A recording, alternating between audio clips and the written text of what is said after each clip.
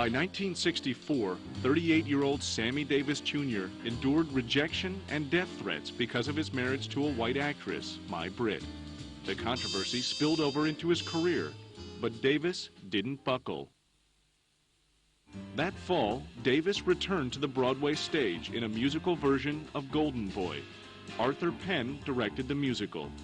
It's a very good story about a young musician who's also a fighter, and he sort of ends up sacrificing his musical career for the quick riches of the fighting game. In adapting the play for Davis, Golden Boy was given a racial twist that was radical for its time. Golden Boy producer Hilly Elkins. He fell in love with the trainer's gal, who was a white girl. And so it was a story of interracial love, which was a little bit of a problem in '64. The musical opened at New York's Majestic Theater on October 20th, 1964.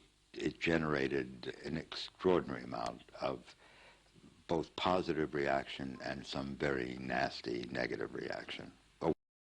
Tell me, Sam, why do you think Hollywood was so persistent in trying to push European people with black people as love interests?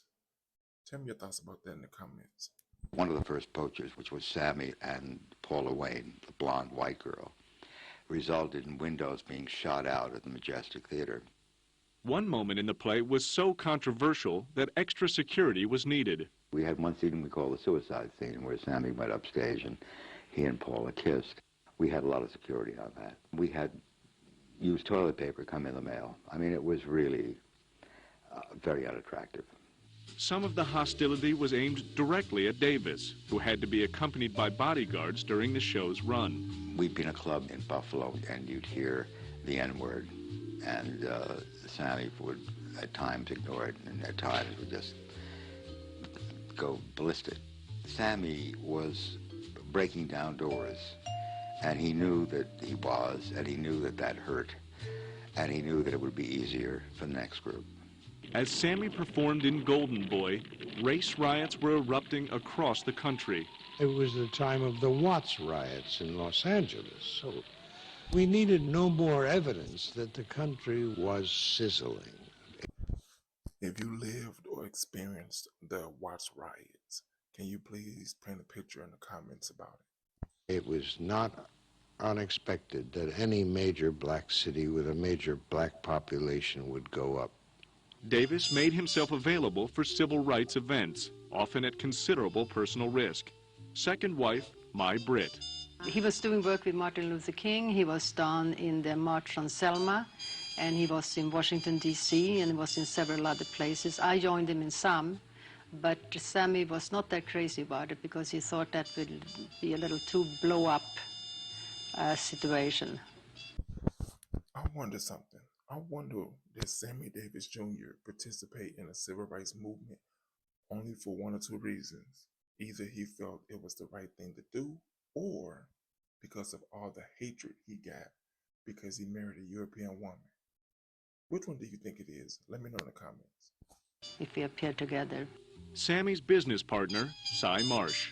And I must also tell you, because I know I paid the money, that he also contributed a lot of money towards all these different events. He was doing, at different times, a film, a television series, a lot of concerts and benefits up the kazoo.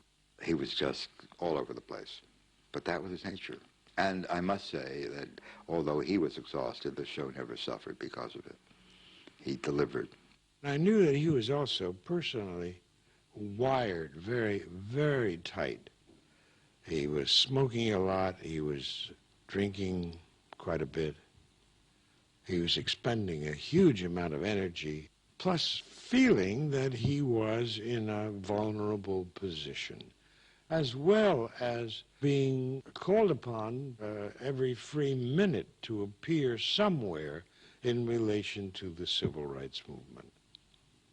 So it was a life stretched very thin. Although Davis relocated his family to New York during the run of Golden Boy, he spent very little time with them. Son, Mark Davis. you just knew, your father was Sammy Davis Jr. He works so lot, It was hard. I mean, it's hard to deal with him being gone. Even when he was home, Davis was surrounded by a crowd.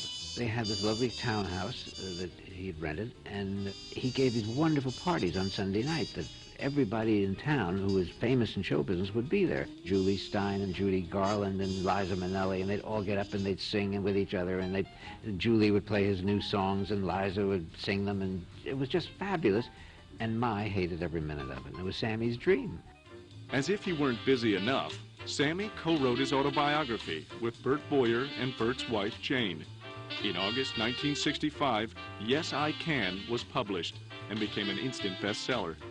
While appearing in Golden Boy, Sammy was also approached by NBC about hosting a variety show.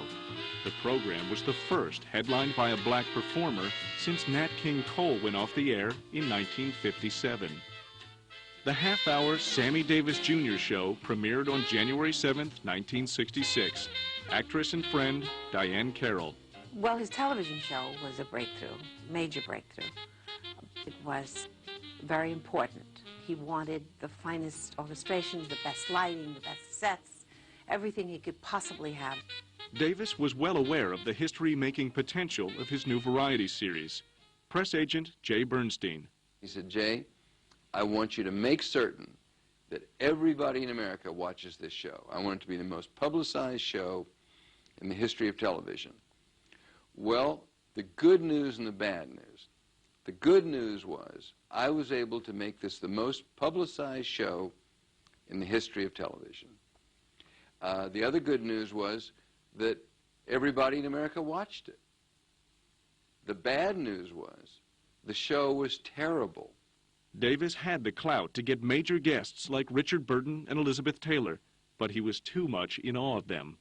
Because of his fawning over them and treating them like royalty, the show became saccharine and sweet and boring, and everybody that tuned in tuned it out early and never came back again.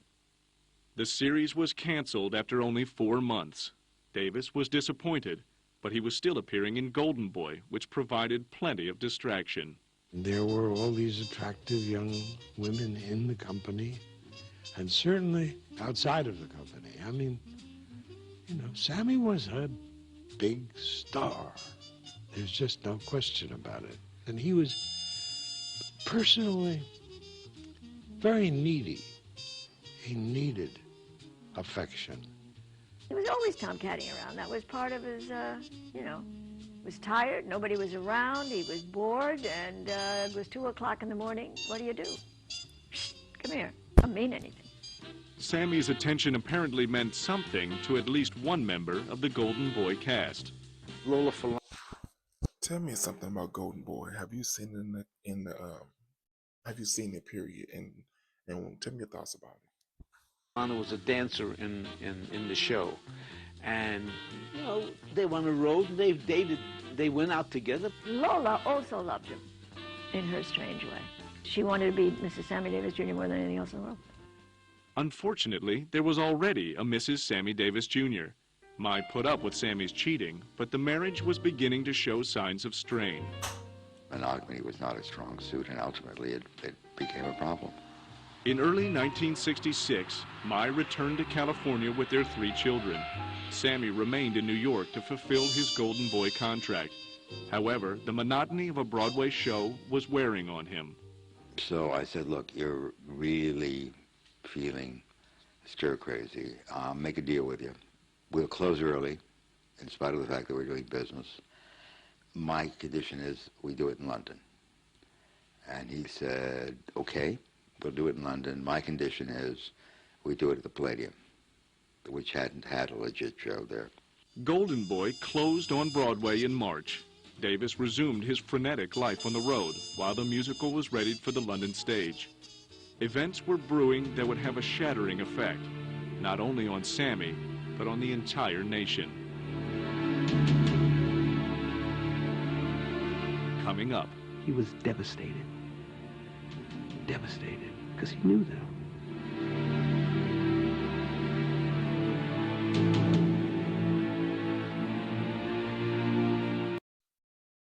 Tell me something in the comments. Why do you think it was so important for him to stay distracted within work? It ain't like the distraction took the hate away. Do you think, after he got the woman that he felt like, he didn't need to put any work into the relationship?